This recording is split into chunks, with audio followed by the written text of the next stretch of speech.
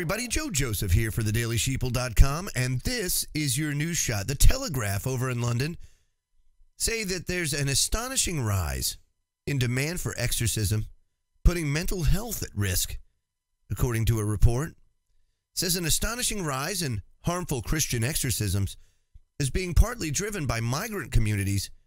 A think tank has warned. Theos is a think tank focusing on religion. They found that experts were concerned that the booming industry in exorcisms was putting Christians' mental health at risk.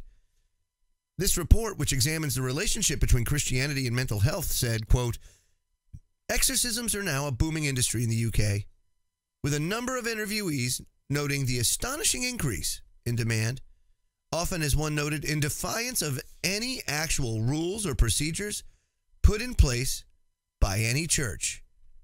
So, almost like a fly-by-night snake oil operation has happened with regards to exorcisms. However, are they warranted? Are we seeing an increase in possessions and spiritual activity? Because even though you might have an increase in those that would take advantage of this situation, typically it happens because there's a real demand for any sort of service.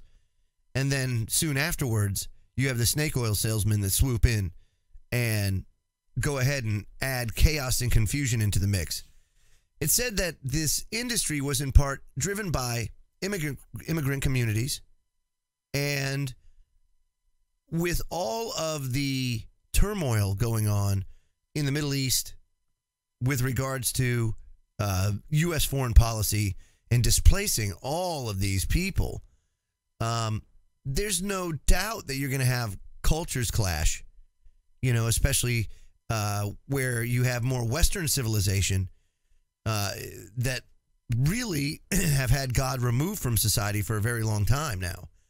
So it would be a little bit of a shock for people in the West to deal with these kinds of exorcisms. However, people coming from the Middle East and from Africa, they deal with this all the time. This is how they do things, you know. So I think that what we're seeing, of course, is blowback of foreign policy. But more important, what are we playing with? You know, with CERN and these quantum computers, what are we playing with? And how, when we pierce through that veil, when we open up new dimensions, what are we letting into our world when that happens? And, you know, one of my earlier videos, I talked about designer babies and now how, you know, 2 men or 2 women can have babies, and how these babies that are created from skin cells could very well be just empty vessels for demons or any sort of demonic activity to take advantage of or inhabit. And if that happens, then what are we creating? You know, and what kind of world will we live in when these husks, if you will, mature into adults? What kind of person are they going to be? You know, will they be soulless?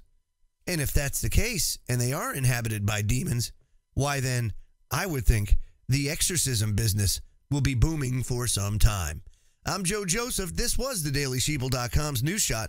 Feel free to comment below and visit our website at thedailysheeple.com. Have a great day, everybody.